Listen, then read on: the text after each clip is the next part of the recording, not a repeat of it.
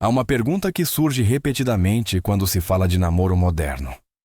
Parece simples, quase inocente, mas quanto mais se repete, mais incômoda se torna. Por que os homens não se aproximam mais das mulheres? Não é uma pergunta retórica. As mulheres a comentam entre amigas, escrevem-na nas redes sociais, formulam-na com uma mistura de surpresa e frustração. Onde estão os homens autoconfiantes? Por que ninguém dá o primeiro passo? Porque todo mundo olha para o celular em vez de olhar para a pessoa à sua frente? Mas enquanto essa pergunta circula de um lado, do outro acontece algo diferente. Os homens também estão observando. Observam que as regras mudaram, mas ninguém se deu ao trabalho de explicar quais são as novas. Observam que o que antes era chamado de iniciativa, hoje pode ser interpretado como uma invasão. Observam que os sinais que antes pareciam claros, agora são confusos, contraditórios ou diretamente inexistentes. E o mais inquietante é que não sabem exatamente em que momento essa mudança ocorreu. Este não é um relato para apontar culpados. Não é uma história de bons contra maus. É uma história de perplexidade, de dois grupos que desejam conexão, mas que se movem em um terreno onde cada passo parece ter consequências inesperadas.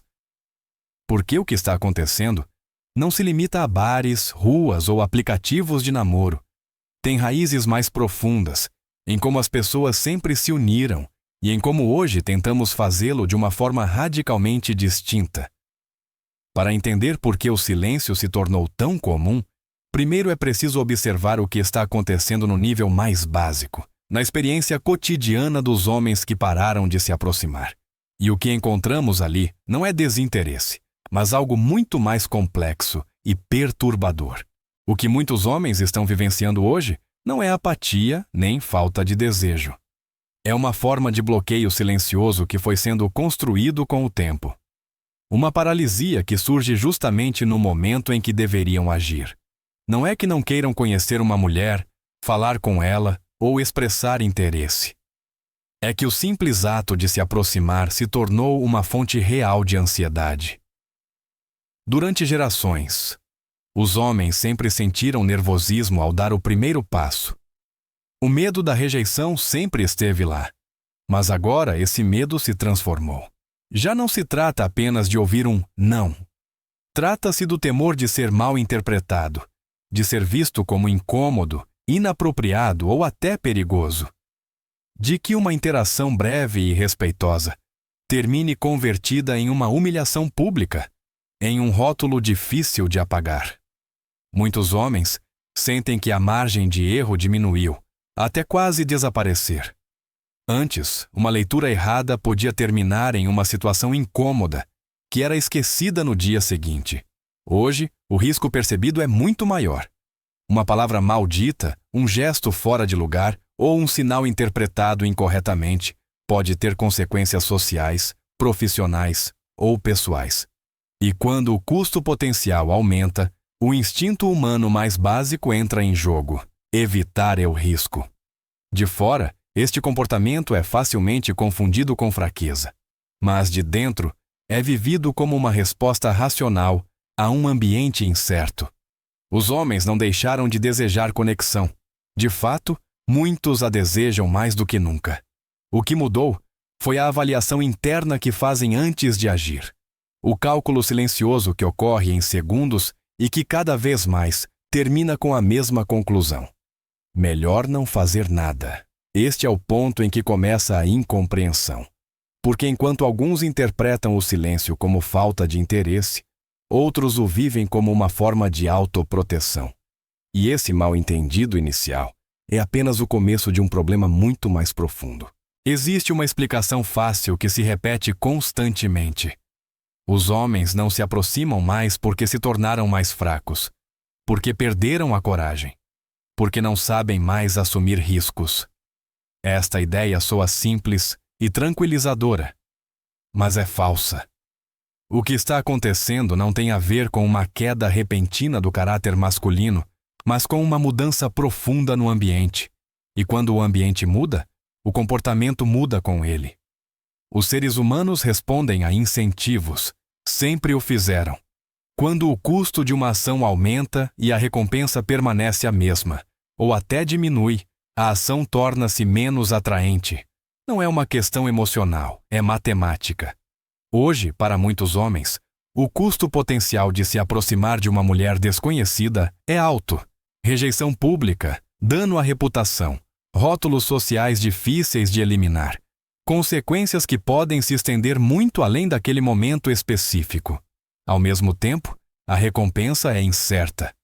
Não há garantias de que o interesse seja bem recebido. Não há sinais claros que indiquem permissão para avançar. O resultado é um desequilíbrio evidente entre risco e benefício. E diante desse desequilíbrio, a cautela não é covardia, é adaptação. Durante anos, glorificou-se a imagem do homem que se lança sem pensar, que ignora o medo e age apenas por impulso. Mas essa imagem não era tão comum quanto acreditamos e dependia de condições muito específicas, condições que não existem mais. Quando essas condições desaparecem, esperar que o comportamento permaneça intacto não é realista. O silêncio de muitos homens não é uma rendição. É uma retirada estratégica. Uma forma de observar, de avaliar, de tentar entender um sistema que não oferece mais regras claras. E enquanto de fora é interpretado como desinteresse ou falta de caráter, de dentro é vivido como uma decisão lógica em um ambiente que pune o erro mais do que nunca. Este choque de percepções prepara o terreno para um dos maiores mal-entendidos da nossa época. Porque a imagem que temos do passado não coincide com a realidade de como os relacionamentos realmente começaram durante a maior parte da história.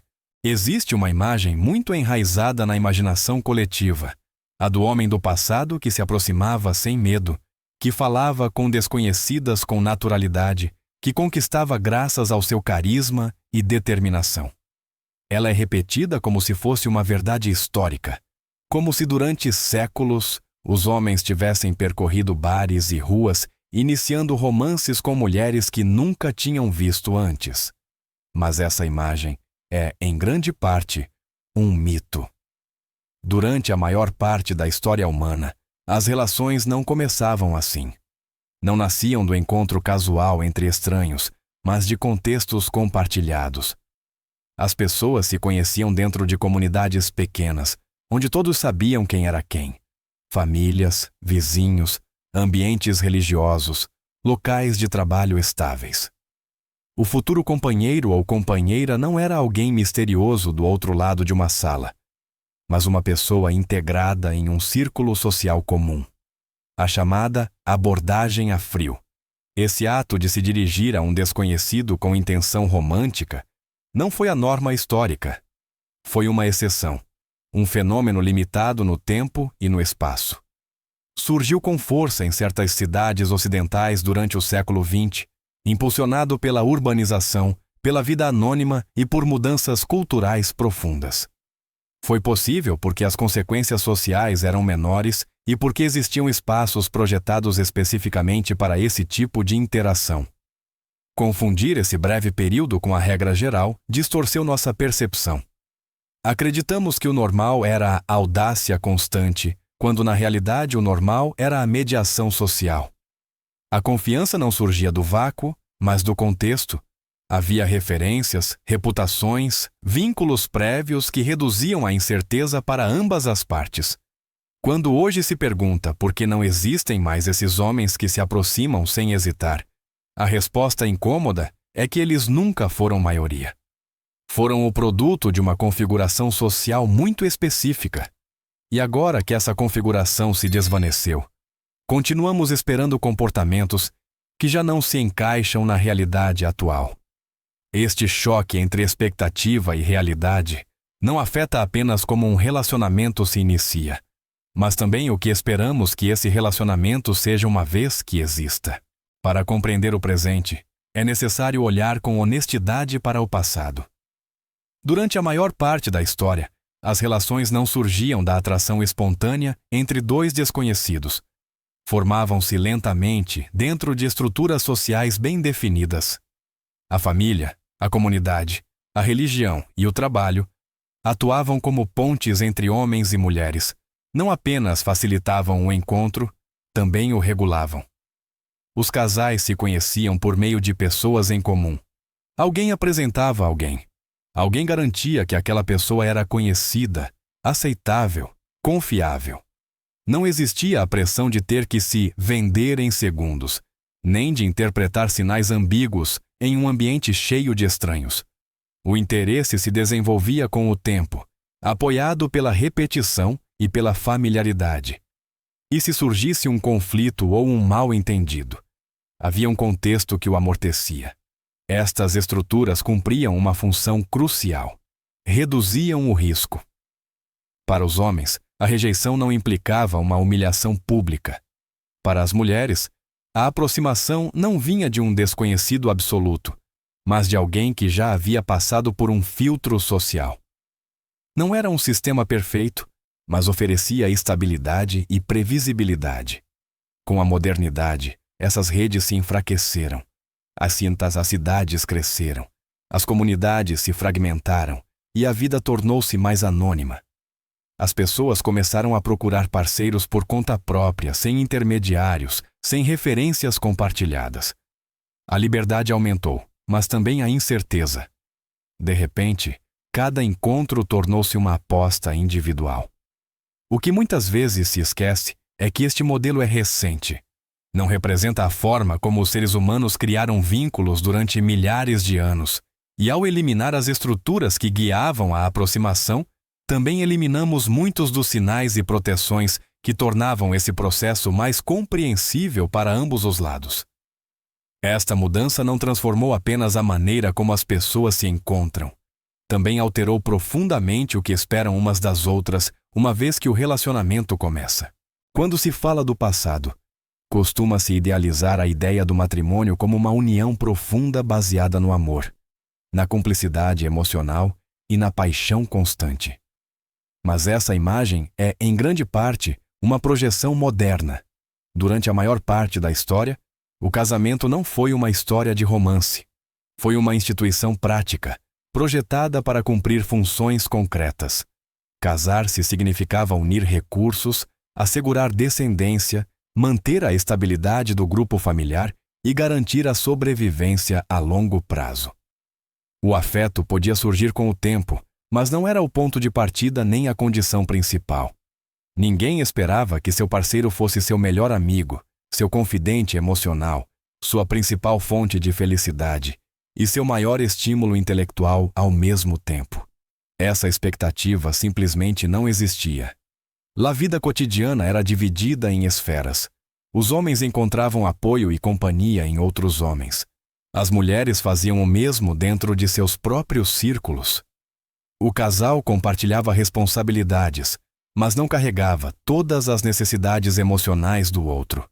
O lar era uma unidade de trabalho e continuidade, não um espaço onde se concentrava todo o bem-estar psicológico de uma pessoa. Na perspectiva atual, este modelo pode parecer frio ou limitado. No entanto, tinha uma vantagem fundamental: era sustentável. Distribuía as expectativas entre vários relacionamentos e não colocava uma pressão impossível sobre apenas um. Ninguém tinha que ser tudo para outra pessoa. O contraste com o presente é enorme. Hoje espera-se que um relacionamento cubra tudo: amor, apoio emocional, validação, crescimento pessoal, estabilidade financeira e realização íntima. Esta transformação não ocorreu do dia para a noite, mas mudou profundamente a forma como homens e mulheres se relacionam. E quando se entende como funcionava o casamento no passado, torna-se mais fácil ver por que as relações modernas carregam um peso que nenhum relacionamento histórico estava preparado para suportar. A relação moderna tornou-se algo que nenhum relacionamento do passado teve que ser. Hoje, espera-se que uma única pessoa cumpra funções que antes eram distribuídas entre muitas. O parceiro deve ser apoio emocional constante, companheiro intelectual, sócio econômico, cúmplice íntimo, melhor amigo, motivador, terapeuta e, ao mesmo tempo, fonte permanente de paixão e entusiasmo. tudo concentrado em uma única figura. Este acúmulo de expectativas não costuma ser percebido como um problema no início. No começo, parece um ideal, como a promessa de uma conexão total. Mas com o tempo, essa promessa se transforma em pressão.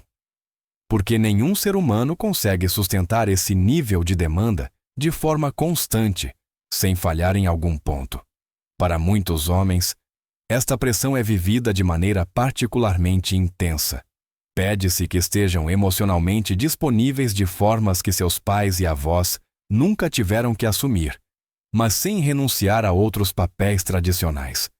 Devem ser fortes, mas sensíveis. Seguros, mas vulneráveis.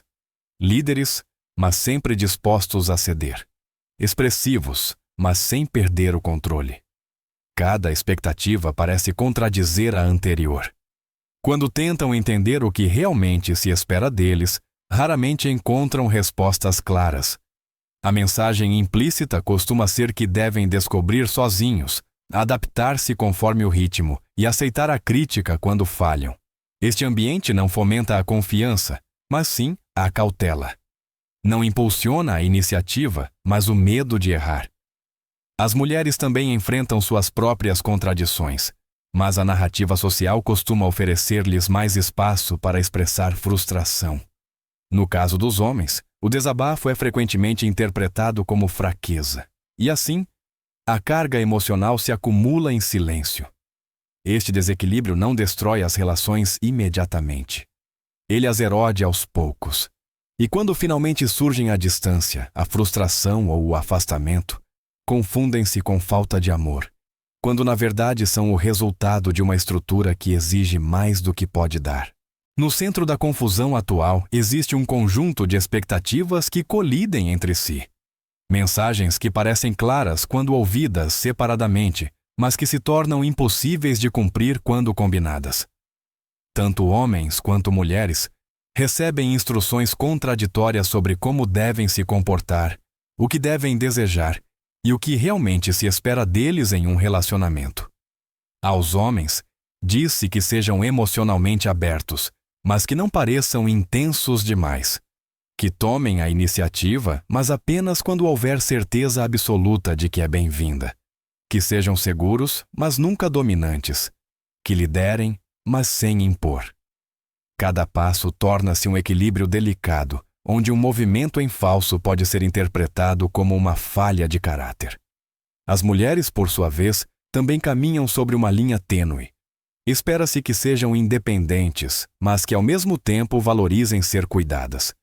Que sejam ambiciosas, mas também voltadas para a família. Que expressem interesse, mas sem parecer desesperadas.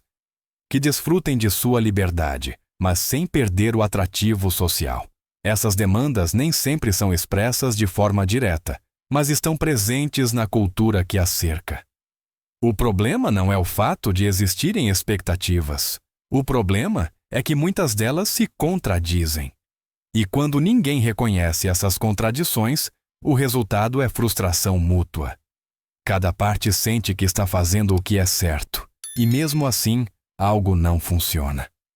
Além disso, a forma como a sociedade responde a essa frustração não é simétrica. Quando as mulheres expressam seu cansaço diante dessas tensões, costumam encontrar validação e apoio. Quando os homens fazem o mesmo, muitas vezes pede-se que se adaptem sem reclamar. Essa diferença reforça o silêncio e alimenta a retirada.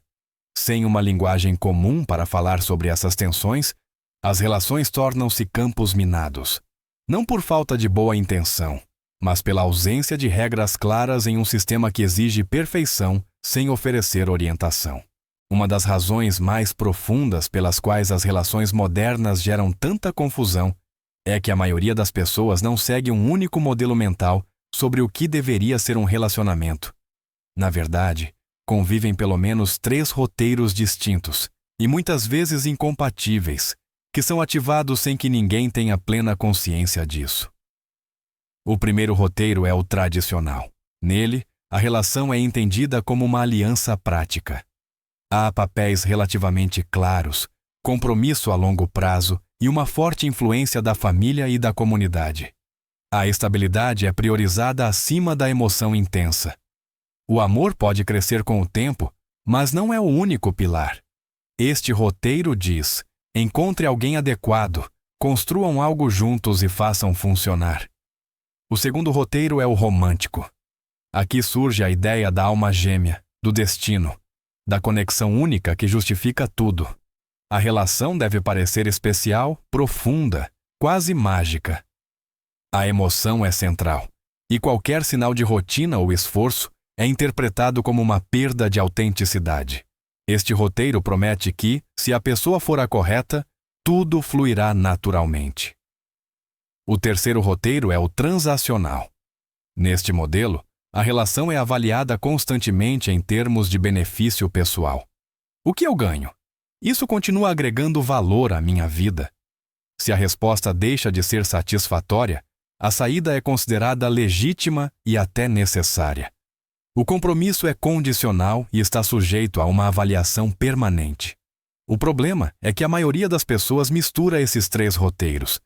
Querem a segurança do modelo tradicional, a intensidade do romântico e a liberdade do transacional. Mas essas expectativas nem sempre podem coexistir. Quando duas pessoas operam a partir de roteiros diferentes ou mudam de roteiro sem perceber, a desconexão é inevitável. Um acredita que está construindo algo estável. O outro está avaliando se sente emoção suficiente. Um busca compromisso, o outro calcula se a troca continua sendo justa. O conflito não surge por má intenção, mas pela falta de alinhamento. E enquanto não se reconhecer a existência desses roteiros em conflito, os relacionamentos continuaram colidindo com expectativas invisíveis. Durante muito tempo, a aproximação entre homens e mulheres apoiou-se em um sistema implícito de sinais. Não eram declarações explícitas, mas eram compreensíveis. Um olhar sustentado um pouco mais do que o normal. Um sorriso que respondia ao interesse. A proximidade física buscada de forma sutil. Esses sinais funcionavam como uma espécie de permissão silenciosa. Indicavam que uma aproximação era possível. Hoje, esse sistema está profundamente danificado. Muitos desses sinais tornaram-se ambíguos ou desapareceram completamente. Em parte, isso foi um ajuste consciente. Às mulheres foi dito, com razão, que não têm obrigação de se mostrarem disponíveis nem de facilitar interações que não desejam. Também foram advertidas de que mostrar entusiasmo excessivo pode ser interpretado como fraqueza ou desespero. Por isso aprendem a proteger seus gestos. Mas também existem fatores ambientais. Em contextos profissionais, a neutralidade torna-se uma necessidade. Nas grandes cidades, evitar o contato visual com desconhecidos é uma estratégia de autoproteção. Comportamentos projetados para manter a segurança e o controle acabam tornando as pessoas quase ilegíveis em contextos românticos. A isso se soma uma mudança cultural mais ampla. Os homens estão cada vez mais conscientes de que uma má interpretação pode ter consequências graves. Uma aproximação não desejada já não é apenas incômoda, pode ser gravada, exposta ou denunciada. A margem de erro reduziu-se drasticamente. E quando errar custa tão caro, a maioria opta por esperar sinais claros. O problema é que esses sinais claros raramente chegam. As mulheres esperam que os homens percebam. Os homens esperam uma confirmação que nunca aparece. Ambos desejam o mesmo, mas o mecanismo que os conectava quebrou. E assim, duas pessoas interessadas podem permanecer imóveis, separadas pelo medo e pela confusão, perguntando-se por que nada acontece. Uma das chaves que mais se ignora nesta desconexão é que homens e mulheres avaliam o risco a partir de lugares completamente diferentes. Quando um homem se propõe a se aproximar de uma mulher, seu pior cenário costuma ser a rejeição. A vergonha, o golpe no ego, talvez uma risada incômoda ou uma má experiência social. É desagradável, mas raramente coloca em perigo algo mais profundo. Para uma mulher, o cálculo é diferente.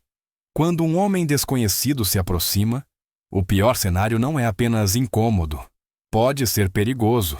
Existe uma avaliação constante, muitas vezes inconsciente. É seguro? Como ele reagirá se eu disser não? Isso pode escalar?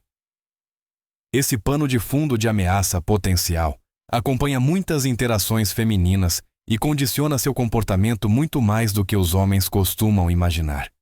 Essa diferença explica grande parte da cautela feminina. Não é frieza, não é desprezo, é autoproteção. Os sinais mais fechados, a distância emocional inicial, a preferência por conhecer alguém através de círculos de confiança, não são caprichos. São respostas adaptativas a um ambiente percebido como incerto. Ao mesmo tempo, muitos homens não compreendem que sua própria retirada também é impulsionada pelo medo. Não ao dano físico, mas ao dano social. Ao estigma, ao rótulo, a consequências que podem afetar seu trabalho, sua reputação ou sua identidade. Ambos os sexos agem a partir do temor, mas de medos distintos. O problema surge quando nenhum reconhece o medo do outro. Os homens interpretam a cautela como desinteresse. As mulheres interpretam a distância como falta de coragem ou de atração. Na realidade, ambos estão tentando se proteger dentro de um sistema que não lhes oferece garantias claras. Enquanto essas diferenças de risco não forem colocadas em pauta, a incompreensão continuará. Porque não se pode construir uma ponte se cada lado acredita que o outro age por motivos ruins, quando no fundo, ambos estão respondendo a ameaças que sentem como reais. Depois de percorrer todo este caminho, a conclusão torna-se incômoda, mas necessária. Não estamos diante de uma guerra entre homens e mulheres. Não há um lado correto e outro errado. O que existe é um cenário novo, construído sobre as ruínas de regras antigas, onde quase ninguém sabe muito bem como se mover. Cada parte age com a informação que tem, com os medos que carrega e com expectativas que raramente são ditas em voz alta. As mulheres não se tornaram frias nem inacessíveis por natureza. Estão navegando em um mundo onde a atenção pode se transformar em uma ameaça e onde se mostrar clara demais pode trazer consequências indesejadas. Os homens não se tornaram passivos nem indiferentes. Estão reagindo a um ambiente onde o erro é punido mais do que nunca e onde expressar interesse é percebido como um risco real. O problema é que ambos os lados tendem a interpretar o comportamento do outro a partir da suspeita. Os homens se perguntam se não são mais desejados. As mulheres se perguntam se os homens não estão mais dispostos a se esforçar. E enquanto cada um constrói sua própria narrativa, a distância aumenta. A verdade é que todos estamos usando mapas antigos para nos movermos em um território novo. Tentamos aplicar instintos, normas e expectativas que não foram projetados para este contexto. E quando falham, em vez de revisar o mapa, costumamos culpar o outro caminhante. A solução não está em voltar atrás nem em fingir que tudo funciona bem. Está em reconhecer a desconexão, em aceitar que o outro enfrenta pressões que talvez não vejamos e em diminuir um pouco a hostilidade com que interpretamos cada gesto. Não se trata de justificar comportamentos prejudiciais, mas de parar de assumir que a confusão do outro é malícia. No final, a maioria das pessoas não busca dominar, manipular, nem se aproveitar. Busca conexão em um tempo confuso.